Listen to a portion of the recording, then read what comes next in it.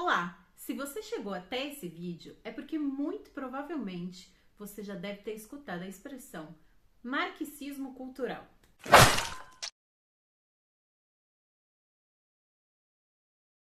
Não é incomum que a gente encontre aqui pela internet uma série de vídeos falando sobre os perigos do marxismo cultural.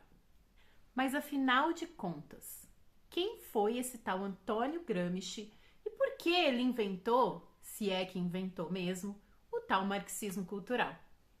Eu me chamo Débora Bergamini, eu sou historiadora, pedagoga, arte educadora e também mestra em educação. E eu dediquei uma parte do meu trabalho de pesquisa a compreender o que é a cultura para Antônio Gramsci e quais foram as principais contribuições do pensador italiano para esse campo. Eu detesto decepcionar vocês, gente, mas em nenhuma parte do trabalho de Gramsci a gente vai encontrar a expressão marxismo cultural. Antes da gente falar sobre o que é marxismo cultural, é importante que a gente discuta aqui um pouquinho sobre o próprio conceito do que é marxismo. Marxismo é uma teoria social que foi desenvolvida por Marx e Engels. Essa teoria desenvolve tanto um método para analisar e estudar a história e a sociedade, que é o método materialista histórico dialético, como uma forma de agir na sociedade, como uma forma de transformar as contradições sociais e aquilo que Marx e Engels tanto criticavam, o modo de produção capitalista. E a gente não consegue falar de capitalismo se a gente não falar um pouquinho de história. É importante destacar que a história, os fatos históricos que eu vou contar para vocês agora, estavam acontecendo num determinado momento e num determinado lugar. Eu vou contar para vocês quais foram as bases que fizeram surgir o modo de produção capitalista. Obviamente, enquanto os fatos que eu vou narrar estavam acontecendo na Europa, outras sociedades ao redor do mundo viviam, produziam suas riquezas e sua vida de forma muito diferente do que a gente pode entender como vivia a Europa dentro do modo de produção capitalista. Mas hoje, na nossa sociedade completamente globalizada, dificilmente a gente pode dizer que existe uma sociedade que consiga viver fora ou que esteja alheia aos efeitos do capitalismo. Por isso que a gente estuda esse modo de produção. Portanto, feitas devidas observações, o que a gente vai falar agora é o que estava acontecendo na Europa. Vocês devem se lembrar da aula de história de vocês, do professor falando sobre o feudalismo. Vocês se lembram? No feudalismo, o que a gente tinha era um modo de produção feudal. Com o fim do Império Romano, o império que tinha se alastrado por toda a Europa, dominado territórios do que a gente entende hoje como o Oriente Médio, também no norte da África. Quando esse império entra em decadência, o que acontece na Europa é uma fragmentação. Se antes com Roma existia um poder central que controlava todo aquele território, agora já não existia mais essa centralidade. A terra foi distribuída para alguns nobres e esses nobres tinham o controle total daquele território. Para poder produzir no seu território e para poder também garantir pessoas que defendessem, esse território, esses nobres tinham uma relação que a gente chama de relação de servidão. Então eles tinham servos. Diferente de hoje, que a gente é trabalhador, então a gente trabalha e a gente recebe um salário a partir do nosso trabalho. Os servos, eles não tinham um salário. Como é que funcionava a relação do servo com o nobre? O nobre cedia para aquele servo um espaço do seu território. O servo produzia naquele território e parte daquilo que era produzido ele entregava ao nobre como forma de tributo, como forma de pagar pelo uso daquela terra. E além de produzir naquela terra, ele também tinha uma certa proteção daquela nobreza, Ele também tinha uma questão de segurança, porque vamos lembrar que não existia um poder central. Então a coisa estava ali meio bagunçada na Europa. Dentro dessa sociedade feudal, a gente pode dizer que existia uma relação estamental. O que isso significa? Significa que se você nascia na nobreza, se você era uma pessoa nobre de nascença, você seria nobre para o resto da sua vida. Então você receberia as terras por herança, todos os títulos e todos os benefícios que faziam parte da nobreza. Já se você nascia servo, você morreria servo, porque você não teria direito à terra, você não teria direito a salário. A única forma de você existir no mundo é sendo servo de algum nobre. Não existia, por exemplo, casamento entre a nobreza e os servos. Aliás, o casamento naquela época era só uma coisa para fazer negócio mesmo, principalmente entre a nobreza. Então, os casamentos acabavam sendo alianças para garantia de territórios e defesa de territórios. Portanto, não existia uma mobilidade social dentro do modo de produção feudal. Ali dentro do feudo, que a gente pode considerar como se fossem umas grandes fazendas, dentro daquele território se produzia quase que tudo que as pessoas que viviam ali dentro precisavam. Então quase não existia troca ou comércio entre um feudo e outro. Portanto, a sociedade era dividida entre nobreza, servos e o clero. O clero era o que a gente chama de igreja, né? O que a gente reconhece hoje como a igreja católica. Dentro do clero existia o alto clero, que eram as pessoas nobres que entravam para a igreja e faziam parte da igreja, e o baixo clero, que eram os servos, as pessoas pobres, que entravam na igreja.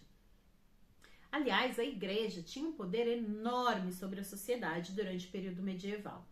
E não era só um poder econômico, era também um poder social. A igreja comandava praticamente toda a forma das pessoas pensarem, enxergarem o mundo, viverem.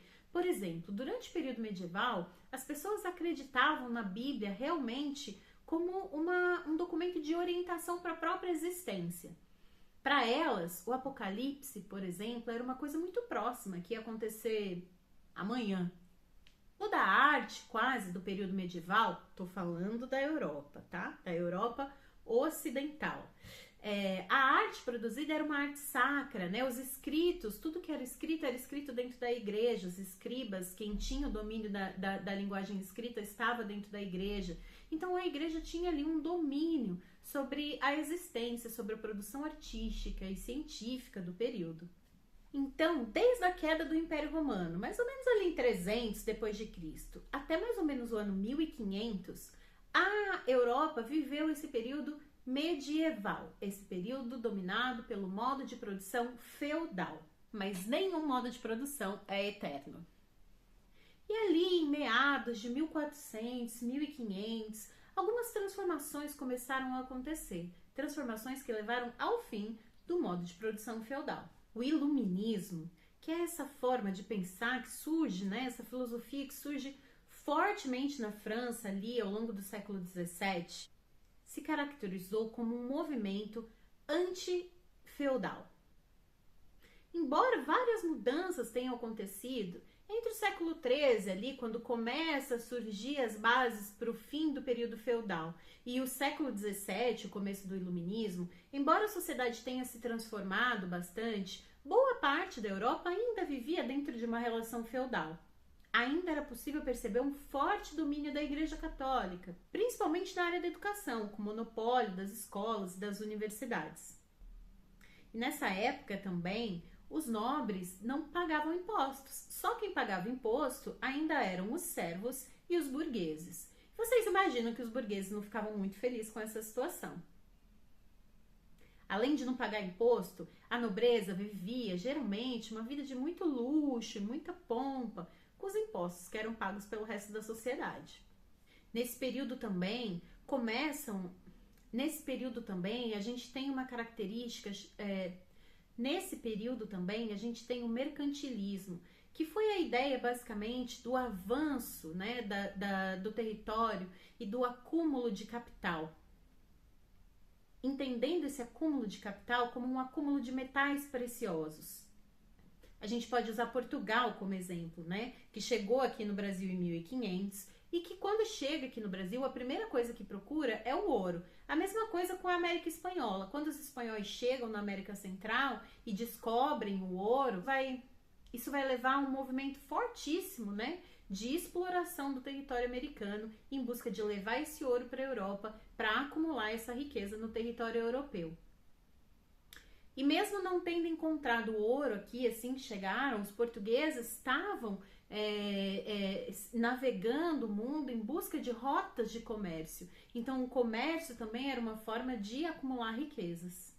E depois os portugueses encontraram o ouro aqui e da mesma forma, a mesma destruição que a América Espanhola viveu, a gente vai ver aqui no Brasil também. Importantes pensadores do período vão começar a questionar essa sociedade. Rousseau, Hobbes, Voltaire vão começar a criar teorias de novas formas de organizar a sociedade. Nesse período vai ter uma rejeição enorme do período medieval. Tanto que é nesse momento que eles vão dar o nome para o período medieval de Era das Trevas. E é aqui também que a gente vai ver surgir o liberalismo econômico como uma teoria econômica. E é aqui também que a gente vai ver o Adam Smith desenvolvendo a teoria liberal, o liberalismo, fundado sobretudo numa ideia de liberdade econômica e religiosa. E é movimentado por essas ideias que vai acontecer a Revolução Francesa. E também é o pensamento iluminista que vai influenciar a independência nos Estados Unidos. Para os pensadores iluministas, a economia deveria ser orientada por uma visão liberalista. Nesse liberalismo, o Estado não teria poder sobre a economia. A economia deveria rolar tranquilamente, sem o Estado fazer uma intervenção ali.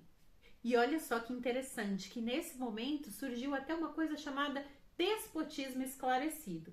Alguns reis da Europa acabaram aderindo às ideias liberais e às ideias iluministas, mas sem deixar o seu cargo, claro. Tá, e eu falei tudo isso para dizer que foi nesse cenário que surgiu o marxismo. Se o iluminismo cortou e fez realmente uma cisão entre o período feudal, entre o modo de produção feudal e o capitalismo, a gente não podia dizer que o capitalismo estava aquela maravilha toda também não. Com o crescimento das cidades, o desenvolvimento econômico, sobretudo aquele que veio depois da Revolução Industrial, o que a gente via era a burguesia cada vez mais rica e os trabalhadores em condições bastante insalubres de trabalho.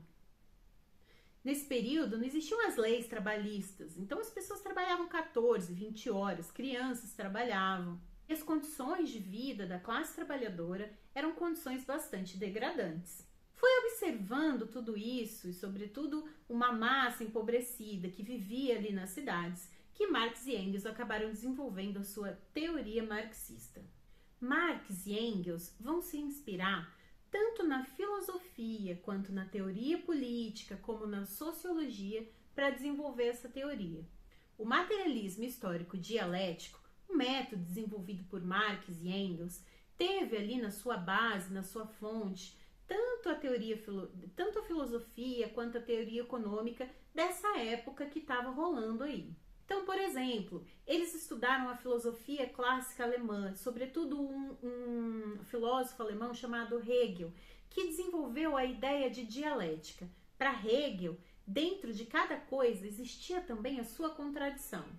Eles também vão se basear na economia política, sobretudo aquela que estava sendo desenvolvida na Inglaterra. As ideias do Adam Smith vão ser uma fonte de estudo de Marx e Engels. E também vão buscar em David Richard a ideia de mais-valia. A gente vai falar mais um pouco sobre isso, mas basicamente é a noção de que quando o trabalhador produz uma riqueza, ele não fica com aquela riqueza que ele produz. E é na sociologia francesa que Marx e Engels vão buscar a ideia de luta de classes. Ou seja, eles estavam estudando tudo o que estava acontecendo no pensamento teórico, filosófico e econômico da Europa, na Alemanha, na França, na Inglaterra. Grosso modo, o que Karl Marx vai dizer é que o ser humano ele tem uma capacidade imanente, ou seja, tudo aquilo que nós produzimos como humanidade é fruto do nosso trabalho. Diferente dos animais, por exemplo, que vivem à mercê dos acontecimentos sociais, a humanidade tem a capacidade de construir a sua própria sociedade, os seus próprios acontecimentos, ou seja, sua própria construção social. Para Marx, a realidade era dividida em estrutura e superestrutura, sendo a estrutura aquela parte material né, que faz o desenvolvimento da sociedade, e a superestrutura, a base teórica, que orienta a ação dos homens. Para Marx, a infraestrutura, ou seja, as bases materiais, elas condicionam e elas criam a superestrutura, a cultura, a educação, os elementos simbólicos da sociedade. Tanto a teoria materialista histórico-dialética, ela vai levar em consideração a produção material da humanidade, de que forma, ao longo da sua história, os homens produziram, trabalharam para produzir as suas condições de existência. Se no período feudal o modo de produção era feudal, agora a gente vivia um modo de produção capitalista. Ou seja, a base material, o desenvolvimento das condições materiais de existência passaram a ser produzidos por meio do capitalismo. Dentro do capitalismo, a classe trabalhadora, ou seja, as pessoas que não possuem a fábrica, não possuem a terra, a única coisa que ela tem é a sua capacidade de trabalho. Essa classe trabalhadora vende para quem tem a terra, para quem tem a fábrica, a sua força de trabalho. Só que Marx vai encontrar aí uma contradição, porque se o trabalhador produz uma riqueza que vale, por exemplo, por 10, ele só recebe 2, e é o capitalista, é o burguês que vai ficar com aqueles 8. Então, dentro dessa lógica, para Marx aquilo não fazia sentido. Era preciso que os trabalhadores possuíssem a riqueza do fruto do seu trabalho.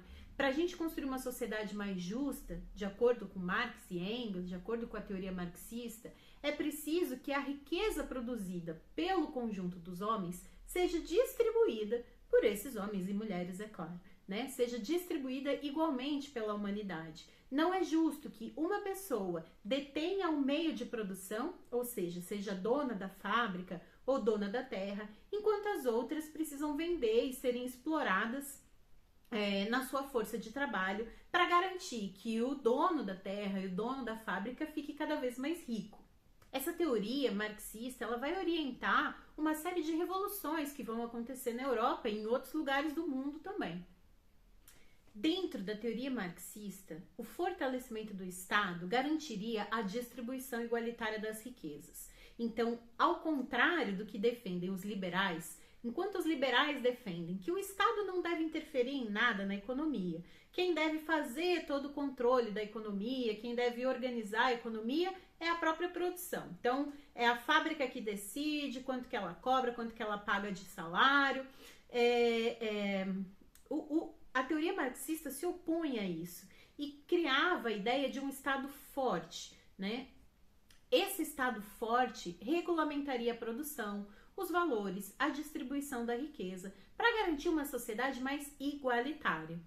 O ideal para a teoria marxista era a construção do socialismo, que levaria a um mundo comunista. O socialismo nada mais era do que uma revolução onde os trabalhadores tomariam o poder, tomariam os meios de produção, já que eles são a imensa maioria, né? Quem detém a fábrica, quem é o dono do modo de produção, quem é o dono da terra, é uma minoria. Quando eu estou falando de terra, obviamente, a gente não está aqui falando de pequenas parcelas de terra ou pequenas fábricas, né? Nós estamos falando da Europa industrial, estamos falando de grandes conglomerados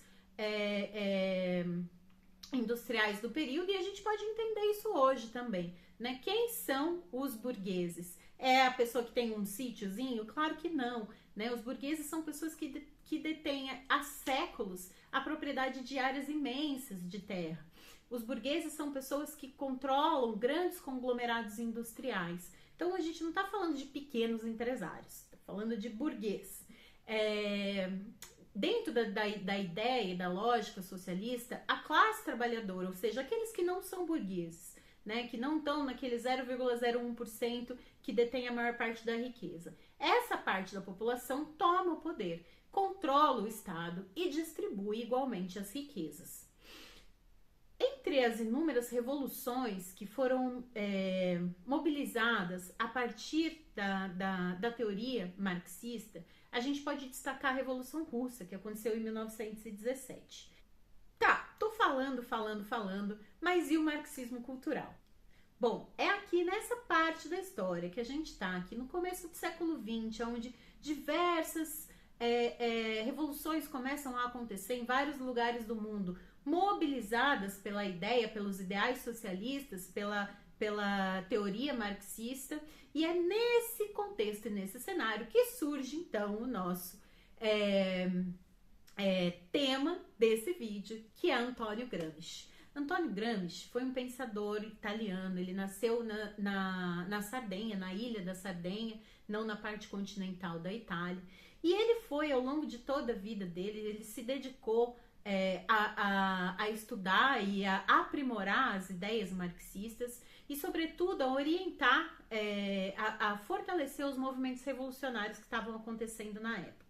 As contribuições de Gramsci para o campo marxista, para as ideias marxistas, foram enormes. Entre essas contribuições, a gente pode dizer que Gramsci foi um grande pensador da cultura dentro da lógica marxista. Gramsci ele percebeu uma questão. Se para Marx as condições materiais eram determinantes para a cultura, eram determinantes para a ideologia, determinantes para a educação, determinantes para a filosofia, o que o Gramsci vai observar é que existia uma relação dialética entre a produção cultural e a produção material. O que Gramsci vai dizer é que se as forças materiais, né, se as riquezas, o acúmulo, como o trabalho acontece, se essas forças elas interferem na cultura, a cultura também interfere nessas forças. A forma das pessoas verem o mundo, perceberem o mundo, também interferem nas relações materiais. Então, se na teoria marxista clássica a ideia era que para fazer uma revolução os trabalhadores tinham que tomar os meios de produção, ou seja, tomar a fábrica, tomar a terra e distribuir a riqueza, o que o Gramsci vai dizer é que só isso não adiantava, porque só tomar a terra e distribuir a riqueza não era suficiente. Era preciso transformar a forma das pessoas verem, enxergarem o mundo, perceberem o mundo. Era preciso construir mentes revolucionárias, mentes socialistas, e não somente uma parte da classe trabalhadora controlar esse processo revolucionário. E a história da vida de Gramsci é muito fundamental para a gente entender as suas ideias. Como eu disse, o Gramsci nasceu na Sardenha. Ele era um periférico ali da Europa. Ele não estava nos grandes centros europeus e nem mesmo no grande centro italiano, porque a vida cultural italiana estava acontecendo em Turim, enquanto ele estava lá na Sardenha. Num determinado momento da sua vida, ainda na juventude, o Gramsci se muda para Turim e ele vai se aproximar do Partido Socialista. E logo no começo ele já vai começar a ter umas críticas a esse Partido Socialista italiano, o que na visão dele era um partido muito idealista. E acabava fazendo uma leitura que Gramsci considerava muito superficial da teoria marxista. Em 1917, acontece a Revolução Russa e Gramsci está muito próximo desse processo. Ele se aproxima de lideranças como Rosa de Luxemburgo, Sorrel e Lenin também. Então, lá da Itália, ele estava o tempo inteiro trocando com essas outras lideranças revolucionárias. Em 1920, a Itália vai experimentar uma coisa muito próxima do que aconteceu na União Soviética, né, com os sovietes. Acontece o chamado Biênio Rosso, que foi um processo em que os trabalhadores tomaram as fábricas e passaram a controlar a produção fabril italiana. No entanto, depois de um ou 2 anos desse período, os trabalhadores acabaram desistindo desse processo revolucionário e entregaram as fábricas de volta para os proprietários. Essa experiência foi determinante na forma de Gramsci enxergar esse processo revolucionário, enxergar o socialismo, enxergar a revolução. Ele passou a perceber que não adiantava só tomar os meios de produção, não adiantava só os trabalhadores tomarem as fábricas ou as terras, né? Isso era insuficiente. Para fazer uma revolução de fato, era preciso transformar a mente das pessoas, as mentes e os corações das pessoas. Era preciso uma revolução também na cultura. E é muito interessante porque Gramsci estava tão envolvido ali com o processo revolucionário que ele não foi um teórico de ficar escrevendo livros e mais livros. Pelo contrário, o que a gente tem hoje da obra de Gramsci, dos escritos de Gramsci, eram escritos que estavam em folhetins, em jornais operários, porque a grande preocupação do Gramsci era escrever, era colocar a sua força, a sua capacidade intelectual a favor do processo revolucionário. E também por isso ele acabou sendo preso. Em 1926, com a consolidação do fascismo na Itália, ele acaba virando um alvo. E mesmo sendo um parlamentar, ele tinha sido eleito e tendo imunidade parlamentar, ele é condenado a 22 anos de prisão. Então, de fevereiro de 1929 até 1935, agosto de 1935, Gramsci fica na prisão, fica preso no cárcere fascista. E é dentro do cárcere que ele escreve cerca de 33 cadernos, onde ele coloca ali tudo que ele pensa, como ele enxergava o processo revolucionário que estava acontecendo, inclusive com fortes críticas ao processo revolucionário soviético. E é esse o legado gramsciano, é essa obra que é onde a gente consegue entender e compreender o pensamento de Gramsci. E dentro dessa obra, o que a gente pode perceber é que Gramsci acaba se preocupando com os aspectos subjetivos da revolução. Ele vai pensar, por exemplo, ele acaba sendo, por exemplo, um grande teórico da área da educação, não só da área da cultura, mas também da área da educação. Porque o que ele vai dizer é que não adianta só, para fazer uma revolução, não adianta só tomar os meios de produção, né? Não adianta, é preciso que se distribua não somente a riqueza material, mas também a riqueza intelectual. O que Gramsci defende é que não só a riqueza material produzida pelos homens aos seres humanos pertencem, né, aos homens e mulheres pertencem, mas também toda a riqueza intelectual que a humanidade desenvolveu ao longo de sua história tinha que ser socializada. O conhecimento também era algo que tinha que ser socializado. A classe trabalhadora, a maioria da população, tinha que ter acesso ao conhecimento, acesso à educação, elevar o seu nível de consciência, entender história, filosofia e compreender para conseguir ter base, né, teórica para compreender o mundo que vive, conseguir perceber a situação opressora que vive e conseguir fazer a luta revolucionária. Com a morte de Gramsci, em 1935, a sua obra acaba ficando ali um pouco esquecida.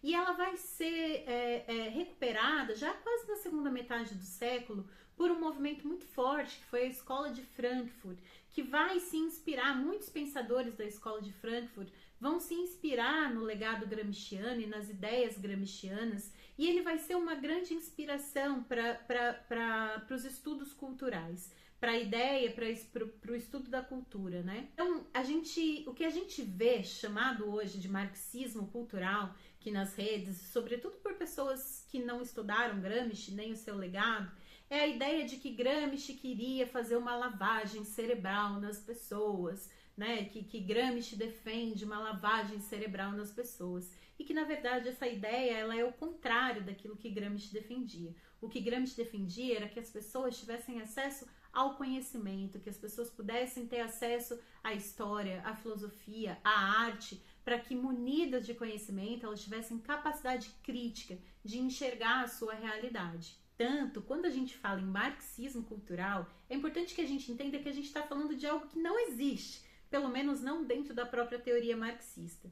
O que é chamado hoje de marxismo cultural acaba sendo uma série de teorias da conspiração, de pessoas que não estudaram a própria teoria marxista e que se valem desse conceito de marxismo cultural para criar uma série de fake news, né? Uma série de leituras absolutamente rasas sobre o que é o legado marxista ou o legado gramsciano. Você pode não concordar com as ideias de Marx, com as ideias de Gramsci.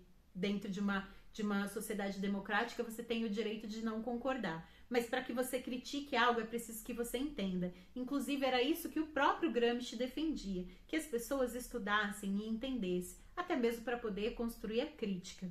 Esse vídeo é financiado pelo governo do estado de São Paulo, por meio do Programa de Ação Cultural, e tem o financiamento da Lei Aldir Blanc, uma importante lei de financiamento à cultura. Eu agradeço para quem assistiu até aqui. E se vocês quiserem comentar, tiver alguma sugestão, dúvida, crítica, estamos aí abertos ao diálogo e ao debate democrático.